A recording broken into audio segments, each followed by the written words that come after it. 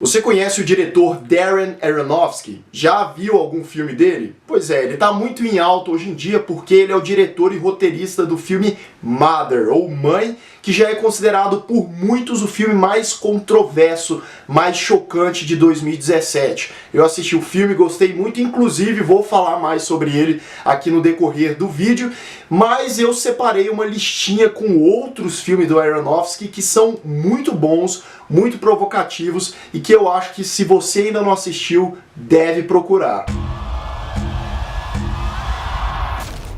It's just never enough. Sejam todos muito bem-vindos a mais um Refúgio Cult. Meus amigos, vamos falar do Darren Aronofsky, que na minha opinião é um diretor que precisa ser conhecido primeiro, porque os filmes dele tecnicamente são quase impecáveis. O cara entende muito de direção e sem contar que os filmes dele sempre nos fazem pensar, sair do cinema refletindo mesmo, e eu acho que o cinema ele é mágico justamente por isso. Bem, antes um pouquinho da vida aí do Darren Aronofsky, que é um diretor de 48 anos de idade, nascido em Nova York, nos Estados Unidos, e ele estudou em Harvard. Sim, o cara é CDFzão, inteligente pra caramba, e ele estudou 2 cursos lá.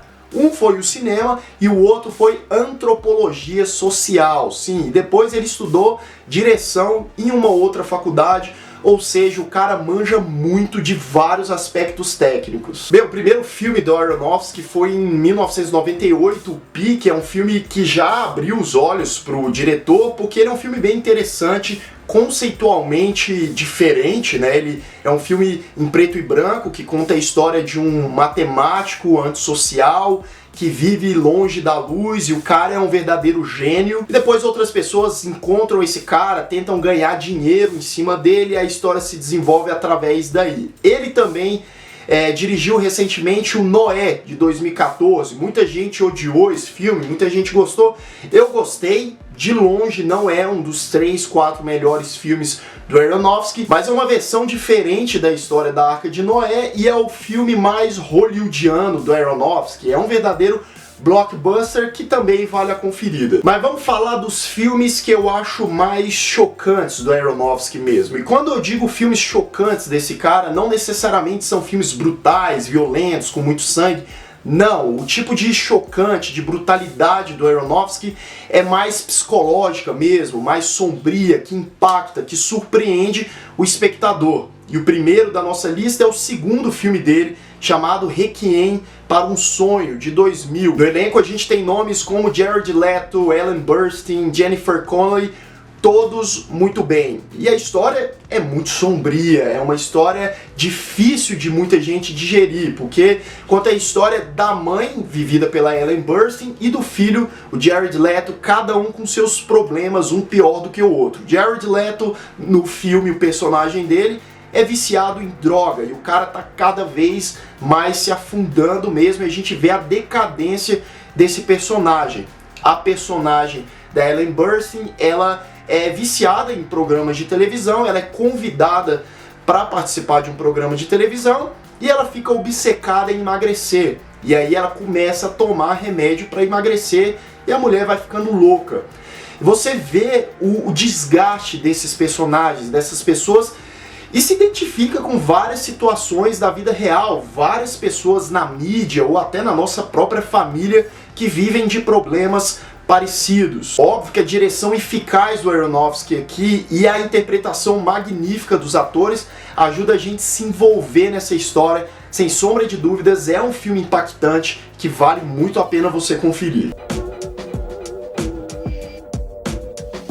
E o segundo da nossa lista é o filme A Fonte da Vida, de 2006, considerado por muitos o filme mais ambicioso, mais megalomaníaco, principalmente em termos de roteiro, do Aronofsky. A gente tem no elenco nomes como Hugh Jackman, Rachel Weisz e a própria Ellen Burstyn, que estava no Requiem para o Sonho, tá nesse filme aqui também.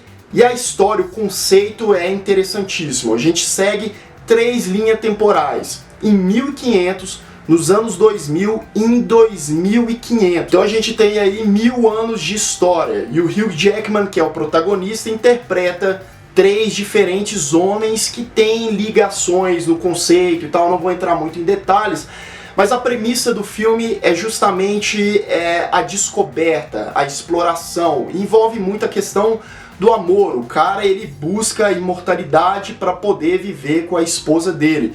Obviamente que os conceitos vão se aprofundando e muito além dessa exploração do amor, a gente tem a exploração da vida como um todo e da própria morte, alguns significados, alguns pensamentos filosóficos.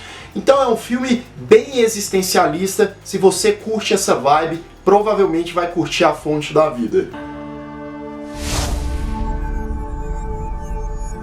Bem, o terceiro da nossa lista veio 2 anos após o lançamento do anterior. Estou falando do filme O Lutador, de 2008, que na minha opinião é o filme mais seco, mais direto do Aronofsky. Primeiro, pela forma que ele é filmado, é quase um documentário, um documental mesmo.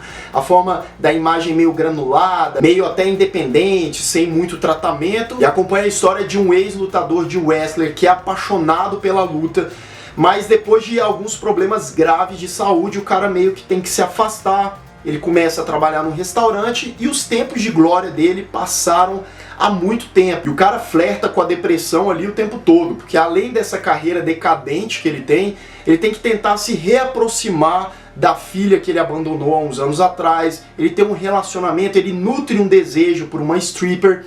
E cara, as interpretações aqui são magníficas. Primeiro, o próprio lutador, o protagonista, vivido pelo Mickey Rourke, que pra mim é a melhor interpretação dos filmes que eu já tive a oportunidade de assistir com ele. A gente tem a Marisa Tomei, que é a atual Tia May, que também tá muito bem nesse filme. E o filme é um verdadeiro estudo desse personagem principal, né, que viveu dias de glória, dias de riqueza, e agora o cara tá pobretão, com problemas financeiros e tá ali no fundo do poço, mas ao mesmo tempo ele tem uma paixão pela luta que ele não pode mais exercer, senão o cara vai morrer.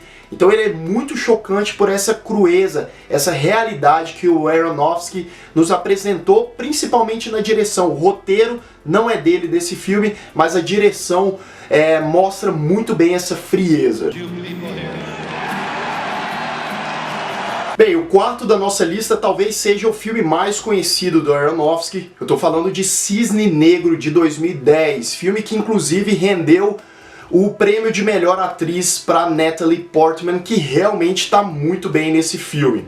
E esse filme, mais uma vez, trata de obsessão, obsessão por alguma coisa, quando a pessoa ela simplesmente vive para aquilo e ela é capaz de qualquer coisa para obter aquilo. O filme segue a história de uma jovem bailarina vivida pela Natalie Portman, que é obcecada pelo papel principal da peça O Lago dos Cisnes. E ela finalmente tem a oportunidade de conseguir esse papel, tá ali nas mãos dela, mas aí chega uma outra candidata que tá ali pau a pau com ela, e esse sonho dela de estrear esse musical tão badalado acaba sendo ameaçado por essa segunda personagem. E é então que a gente começa a perceber no decorrer do desenvolvimento do roteiro a personagem da Natalie Portman, que até então era uma jovem extremamente dedicada no seu ofício, se transformar numa verdadeira sociopata. O lado obscuro dela começa a brotar. Muito disso pela ótima interpretação da Natalie Portman. E ali do meio pro final do filme as coisas vão se transformando da melhor forma aronofskiana, digamos assim. É um filme bem interessante, bem sombrio, que vale a pena se você ainda não viu. What happened to my sweet girl? She's gone!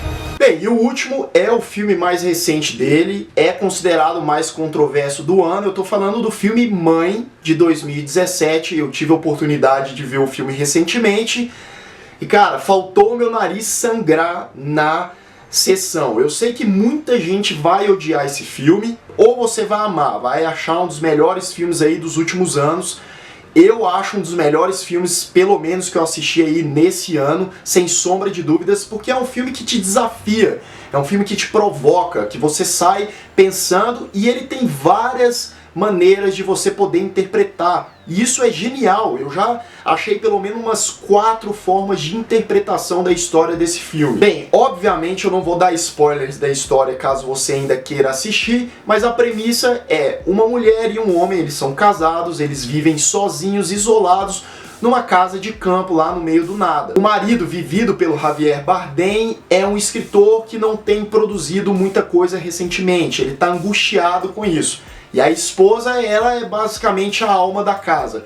Ela pinta, ela reforma, ela troca tudo, a casa é a vida dela. Eles vivem pacatamente até que pessoas começam a chegar na casa, invadindo a privacidade dessas pessoas, afetando principalmente a vida da personagem da Jennifer Lawrence. E a gente tem outras atuações maravilhosas nesse filme, como a de Ed Harris e da Michelle Pfeiffer, que tá excepcional. Você chega a ter raiva da mulher de tão bem que ela tá.